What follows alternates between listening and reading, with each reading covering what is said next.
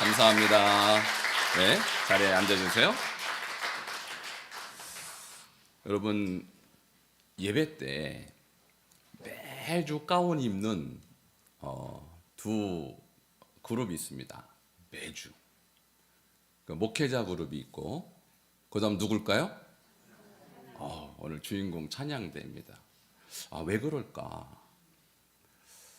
목회자는 이제 설교자로서 하나님의 말씀을 대언하는 사명자입니다. 찬양대는 그러면 누구일까? 목회자와 버금가는 찬양하는 사역자란 뜻이에요. 할렐루야. 그러니까 찬양대 헌신 예배가 그동안 없었다고 하는데, 제가 볼 때 우리 교회에서 가장 중요한 분들이 바로 찬양대라고 저는 생각해요. 왜냐하면 예배에 있어서 설교자가 없으면 사실 예배가 어렵잖아요. 그래서 설교자는 중요하다고 생각하는데, 이 찬양대에 대해서는 설교자만큼 중요한가라는 생각을 별로 안 가져요. 그러나 성경을 보면 찬양대가 없이는 예배도 없는 것입니다. 그만큼 찬양대는 매주 가운을 입는 제사장적 사명이 있는 중요한 분들이에요. 그래서 여러분 또 헌신이 필요한 것입니다. 오늘 예배를 통해서 찬양대의 사명 깊이 깨닫는 시간 되기를 바랍니다. 그럼 난 찬양대가 아닌데, 우리 성도님들 이런 생각을 또 갖게 되실 거예요. 근데 찬양대가 아니어도 우리는 다 잠재적으로 하나님을 찬양하는 사명이 있는 자들이에요. 그래서 찬양대 가운을 입든 안 입든 우리 모두가 하나님 앞에 찬양하는 자로 온전히 서야 될 줄 믿습니다. 오늘 말씀의 그 제목이 찬양대의 사명인데요. 함께 따라하시겠습니다. 찬양대의 사명. 자, 먼저 찬양대의 기원을 말씀드리도록 하겠습니다. 찬양대는 언제, 어디서, 왜 생겨나게 됐을까요? 역대상 23장 5절에 보면 이와 같이 말씀하고 있습니다. 같이 읽겠습니다. 시작. 4,000명은 문지기요 4,000명은 그가 여호와께 찬송을 드리기 위하여 만든 악기로 찬송하는 자들이라. 아멘. 자, 레위인의 숫자를 세보니까 약 38,000명 정도 되었어요. 30세 이상으로 성막 봉사를 돕는 역할을 레위인이 했잖아요. 근데 38,000명 중에서 찬송하는 사명을 맡은 자들이 바로 찬양대예요. 그 숫자가 몇 명이라고요? 4,000명. 38,000명 중에 4,000명이니까 약 10분의 1 가량이 이 직무만을 위해서 존재했던 사람들이에요. 그러니까 레위인은 성막 봉사하는데, 어떤 사람은 제사를 돕는, 제사장을 도와서 제사의 제물을 치우고 또 불을 치우고 하는 그런 역할도 했고, 어떤 사람은 저기 문지기라고 있는데, 문지기는 무슨 역할을 했냐면 곳간을 지키는 사람, 또 성전의 문을 지키는 사람, 그 사람도 4,000명이 있었는데, 찬송 부르는 자, 또 악기로 찬양 연주하는 자만을 특별히 뽑았는데 그분들이 무려 4,000명이었다라는 거예요. 근데 4,000명이 매주 동시에 한 것은 아니었어요. 자, 그러면 이 4,000명들을 어떻게 나누어서 찬양하게 했는가? 그 중에 지도자 288명이 따로 있었습니다. 그러니까 우리 교회 찬양대에도 찬양대원이 있고 또 지휘자가 있듯이 지휘자가 288명이 따로 있었다고 기록이 되어 있습니다. 역대상 25장 7절 같이 보겠습니다. 시작.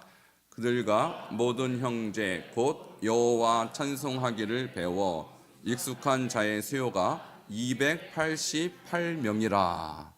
찬송을 부르는 관악대원, 찬송을 부르는 찬양대원이 4,000명이었는데 그 중에서 익숙한 자, 오늘날로 말하면 전문가들이 288명인데 그분들이 4,000명을 계속 지도했다라는 것이죠. 우리 교회도 찬양대 지휘자 2분이 계시고 또 찬양을 조금 더 잘하시는 분들이 이렇게 리더해 가고 계십니다. 자, 이렇게 해서 찬양대 조직은 4,000명, 그 위에 288명의 리더가 있었고, 또 그 리더들 위에 또 리더가 24명이 있었어요. 24반차라고 하죠. 24개의 그룹으로 나눠서 이 찬양대를 이끌어 나가는 지도자가 있었는데요. 누구인지 보도록 하겠습니다. 자, 먼저 아삽의 아들 4명이 있었어요. 자, 이 아삽, 여두둔, 헤만이 바로 찬양대의 새 리더였고, 그 리더의 자식들, 어떤 사람은 신령한 노래를 하기 위해서 4명이 있었고, 또 여두둔의 6명의 아들은 수금을 타는 자들, 수금은 지금으로 하면 하프입니다. 현악기를 하는 사람들이 6명이 있었고, 헤만은 14명의 아들이 있었는데 그 사람은 나팔을, 관악을 했던 사람들. 이와 같이 찬양대가 노래, 현악, 관악 이렇게 구성되어 있었다는 것이죠. 그런데 이 찬양대가 그러면 어떤 사명을 가지고 있었을까요? 역대상 16장 4절에 3대 사명이 있었습니다. 함께 읽도록 하겠습니다. 시작. 또 레위 사람을 세워 여호와의 궤 앞에서 섬기며 이스라엘 하나님 여호와를 칭송하고 감사하며 찬양하게 하였으니, 다윗이 이 찬양대를 조직해서 3가지 사명을 맡겼어요. 자, 첫 번째, 칭송을 하라고 했습니다. 따라하시겠습니다. 칭송. 이 칭송이란 단어가 한국말로 이렇게 좀 잘 와닿지 않는, 좀 잘 안 쓰는 단어인데, 칭송이란 것이 히브리어로 자카르라고 해요. 이 자카르가 원래의 의미는요, 기억한다는 뜻이에요. 기억하게 하다. 그러니까 찬양대로 하여금 하나님의 능력, 하나님의 은혜를 기억하도록 찬양대를 세우신 거예요. 그러니까 우리가 평소 때 하나님의 은혜와 그 능력을 잘 기억 못 하거든요. 근데 찬양대가 찬양할 때 그 가사 속에서 하나님이 그런 분이셨지, 나에게 신실한 분이셨지라고 기억하도록 돕는 역할이 찬양대라는 거예요. 그래서 찬양대가 찬양할 때 그 가사를 통해서 우리 성도님들이 은혜를 받는 것입니다. 바로 하나님의 하신 일들, 하나님의 능력, 우리를 향하신 하나님의 그 사랑을 기억하게 만드는 역할, 그것이 칭송 사역인 것입니다. 자, 두 번째는 어떤 사역을 감당하게 했냐면 감사하라고 말씀하셨어요. 이 감사가 야다라고 하는데요. 감사는요, 찬양하고 의미가 같아요. 감사합니다, 하나님을 찬양합니다. 사실상 같은 단어입니다. 그래서 찬양대가 해야 되는 두 번째 사명은 하나님이 하신 일에 대한 감사를 해야 하는 것입니다. 그래서 찬양대가 매주 이렇게 찬양하는 가사를 보면 감사가 거의 들어가죠. 여러분, 하나님 앞에 늘 감사하시기를 바랍니다. 특별히 찬양대 대원들은 감사가 여러분의 사명이에요. 그러니까 하나님 앞에 온전한 감사를 주일마다 올리기 위해서 이런 평소 때도 늘 감사하는 삶을 사시기를 축원합니다. 자, 세 번째가 우리가 늘 쓰는 찬양이란 단어인데요. 자, 세 번째 사명은 찬양하는 거예요. 그러니까 하나님을 기억하고 하나님께 감사하고, 세 번째는 찬양인데, 이 찬양이라는 단어가 따라하시기 바랍니다. 할랄. 자, 할랄이라는 것은요, 우리가 할렐루야 할 때 그 할랄, 그다음에 루야 이렇게 붙는 것인데, 원래 의미는 자랑하다는 뜻이에요. 자랑하다. 자, 하나님을 찬양하는 것은요, 곧 하나님을 자랑하는 것입니다. 여러분, 우리 아이들이 생일이 되었거나 또는 어떤 명절이 되었을 때 아이들에게 선물, 크리스마스 선물을 이렇게 아이들이 너무 좋아하는 그런 선물을 받았다고 할 때 아이들은요, 친구한테 가서 뭐 할까요? 누구를요? 선물을 준 사람. 엄마가 줬으면 우리 엄마 최고, 아빠가 줬으면 우리 아빠 최고. 이게 자랑이거든요. 여러분, 찬양이 무슨 뜻이냐면 하나님 최고 하고 하나님을 자랑하는 것이 찬양이라는 거예요. 할렐루야. 근데요, 하나님을 자랑할 때 누구에게 자랑을 해야 할까요? 이 자랑은요, 우리가 부모님께 자랑하지 않죠. 나에게 부모님이 주셨으니까 부모님께 감사하는 것이고, 그러니까 부모님께는, 하나님께는 감사하고 할 날은 누구를 향하여 하는 거면 세상을 향하여 하는 거예요. 그래서 우리가 할 날의 찬양은 믿지 않는 자들에게 하나님이 이런 분이시다, 이렇게 위대하시고 이렇게 고마운 분이시다라고 세상을 향하여 자랑하는 것, 이것이 찬양인 것입니다. 그래서 찬양은요, 꼭 교회에서만 하는 것이 아니라 여러분이 속한 가정에서 믿지 않는 사람들 앞에서 하나님을 높이는 것, 굳이 노래가 아니어도 돼요. 하나님이 이런 분이시고 하나님이 나에게 이렇게 고마운 분이시고 이렇게 대단한 분이시라고 사람들 앞에 고백하는 것 자체가 할 날이에요. 그러므로 찬양대가 해야 될 세 번째 진짜 중요한 사명은 세상을 향하여 하나님을 자랑하시기를 바랍니다. 자, 그 자랑이 결국 선교가 되는 거예요. 그래서 찬양하는 사람들의 결국 마지막 사명은요, 하나님의 이름을 세상을 향하여 드러내고 고백하고 자랑함으로써 하나님을 믿게 하는 것까지가 찬양하는 자의 사명이에요. 그러므로 여러분, 찬양대 대원들은 특별히 하나님을 사람들 앞에서 자랑하시기 바랍니다. 자, 그것은 세상을 향한 전도요, 선교인 것이죠. 세 가지 사명이 있습니다. 첫 번째, 칭송, 하나님의 이름을 기억해서 듣는 사람으로 하여금 하나님이 이렇게 고마운 분이지 라고 깨닫게 해주는 사역이고요. 두 번째는 감사, 야다라고 하는 것은 하나님 그분을 향한 감사이고, 세 번째 할 날은 세상을 향한 사명인 것이죠. 자, 세 가지 아시겠어요? 자, 찬양대원들 한번 따라 하시기 바랍니다. 칭송, 감사, 찬양. 이 세 가지가 찬양대의 사명이에요. 자, 제가 정리했어요. 다음 페이지를 넘겨보면, 칭송은 자카르, 하나님의 은혜를 스스로 기억하고 하나님 앞에 하나님의 은혜를 내가 기억하는 사명. 두 번째, 야다, 감사는 하나님을 향해 감사하는 것이고, 찬양, 할날은 하나님의 능력과 성품을 세상을 향해 자랑하는 것, 이것이 전도와 선교의 사명이다라고 말씀드렸습니다. 그러면 이런 사명을 가졌던 구약 시대의 찬양대가 어떠한 역사가 일어났는가? 자, 솔로몬 시대의 성전 찬양대를 보도록 할게요. 역대하 5장 13절과 14절입니다. 함께 읽겠습니다. 13절 시작. 나팔 부는 자와 노래하는 자들이 일제히 소리를 내어 여호와를 찬송하며 감사하는데, 나팔 불고 재금 치고 모든 악기를 울리며 소리를 높여 여호와를 찬송하여 이르되 선하시도다, 그의 자비하심이 영원히 있도다 하매, 그때 여호와의 전에 구름이 가득한지라. 아멘. 솔로몬 시대의 성전을 완공하고 나서 성전 입당 예배를 드리는데 누가 동원이 되냐면 바로 찬양대가 동원이 돼요. 그래서 나팔 부는 자, 노래하는 자, 그들이 일제히 소리를 내어서 여호와를 뭐 했어요? 찬송, 이것이 할날, 자랑했어요. 그러니까 듣는 모든 사람이 하나님 이렇게 대단하다고 사람들에게 공개적으로 선포한 것입니다. 그리고 뭐 했어요? 감사, 하나님을 향해서는 하나님 감사합니다 라고 찬양을 했더니 어떤 일이 일어났습니까? 여호와의 전에 구름이 가득했어요. 구름은 여호와의 임재의 상징입니다. 여러분이 전심으로 여호와를 찬양할 때 하나님의 영은 임하시는 것입니다. 그래서 우리가 예배할 때 찬양대, 아침과 저녁에 찬양대가 찬양하면요, 그저 순서 하나 때우는 게 아니에요.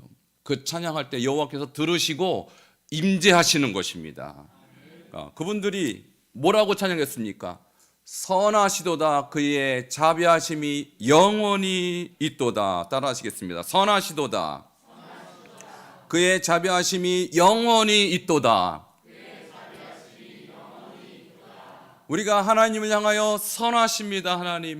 하나님의 자비하심이 영원히 있습니다라고 하나님을 향하여 땡큐, 감사를 하면 하나님께서 듣고 반응하시는 거예요. 그것이 하나님의 임재인 것입니다. 자, 그 임재가 솔로몬 성전에 가득했는데 얼마나 가득했냐면 14절을 함께 보겠습니다. 시작.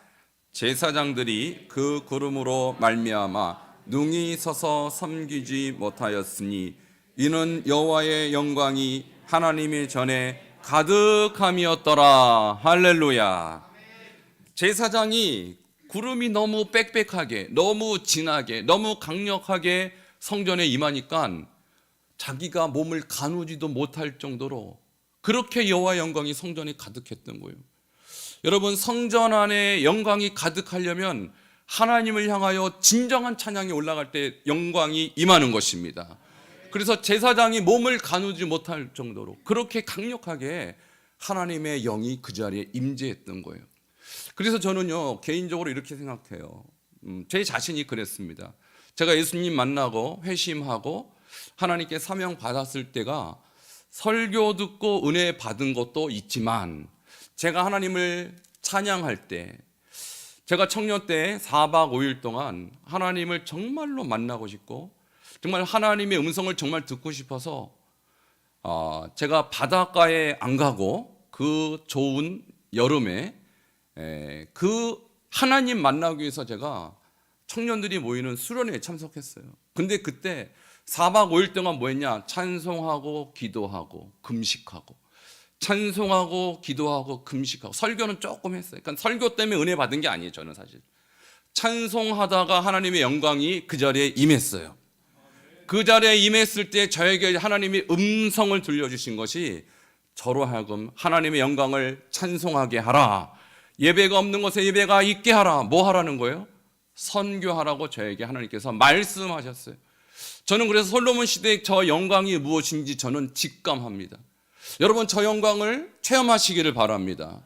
정말로 하나님을 영화롭게 찬송하는 자들, 그때 약 1000여 명의 청년들이, 저와 비슷한 또래 청년들이 4박 5일 동안 모든 것을 다 내려놓고 하나님을 예배하고 찬송하고 그의 이름을 부를 때 그 자리에 수많은 청년들이 하나님의 영광을 경험했어요.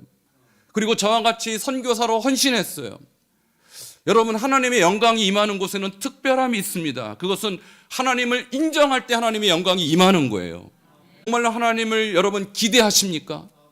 그 하나님을 기대하십시오. 하나님은 외면하지 않는 것입니다.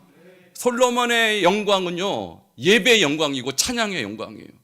그때 임했던 그 영광이 솔로몬의 이 성전에 가득해서 수많은 사람들이 하나님을 경험하게 됐다는 것이죠. 저는 앞으로 우리 교회가 더 많은 찬양, 더 많은 경배로 하나님을 영광스럽게 할 때 우리 교회도 그와 같은 영광이 임하게 될 줄 믿습니다. 여호사밧 시대의 찬양대를 보도록 하겠습니다. 오늘 본문 말씀인데요, 여호사밧은요 남유다의 4번째 왕이에요. 그런데 이 여호사밧 시대에 어떠한 어려움이 있었냐면 암몬과 모압, 마온이라는 세 나라가 남유다를 공격하려고 지금 하고 있을 때 아무런 준비가 없었을 그 여호사밧의 마음은 심히 두려워했던 것입니다. 그때 하나님 앞에 기도하고 전 이스라엘 백성에게 금식을 선포합니다. 그때 하나님께서 여호사밧에게 뭐라고 말씀하셨냐면, 두려워하지 말라, 내가 이 전쟁을 이기게 하겠노라 하고 약속해 주셨는데, 방법이 뭐였냐면 전쟁의 무기도 아니었고, 그 다음에 군사력도 아니었고, 성가대, 찬양대를 조직해서 찬양대 찬양으로 이기게 하셨어요. 너무나도 놀라운 이야기가 바로 여호사밧 시대 찬양대의 이야기인 것입니다. 역대하 20장 21절부터 23절, 먼저 21절을 함께 읽도록 하겠습니다. 시작. 백성과 더불어 의논하고 노래하는 자들을 택하여 거룩한 예복을 입히고 군대 앞에서 행진하며 여호와를 찬송하여 이르기를, 여호와께 감사하세, 그의 인자심이 영원하도다 하게 하였더니. 지금 위기입니다. 세 나라가 남유다를 공격하기 직전입니다. 그러니까 정상적이라면 군사력을 강화해야 되는데 하나님의 솔루션, 하나님의 대책은 군사력이 아니라 찬양대였어요. 그리고 찬양대를 오히려 군사들 앞에 세워서 그들로 하여금 여호와를 찬송하며 감사하게 하였습니다. 할렐루야. 자, 찬송이 뭐라고 그랬어요 아까? 할랄. 예, 찬송은 할랄. 뭐 하는 거예요 할랄이? 자랑하는 거예요. 누구를 자랑합니까? 지금 누구 앞에서 하나님을 자랑해요? 적군들 앞에서 하나님을 자랑했더니 하나님이 들으시고 자랑한 내용 그대로 역사하신 거예요. 두 번째 감사는요, 하나님이 행하신 일에 대해서 하나님 땡큐, 하나님 앞에 그대로 감사로 찬양을 올렸더니 하나님이 감사를 받으셨어요. 그리고 일하셨습니다. 그것을 그림으로 잠깐 보여드리도록 하겠습니다. 자, 군사들은 저 뒤에 있어요. 그리고 레위인으로 조직한 찬양대가 그 누구봐도 제일 전장의 앞에 가서 칼도 휘두르지 않고 창도 들지 않고 오직 하나님을 향하여 할랄, 하나님을 자랑하고 하나님께 감사했더니 기적이 일어났습니다. 어떤 기적일까요? 22절 같이 읽겠습니다. 시작.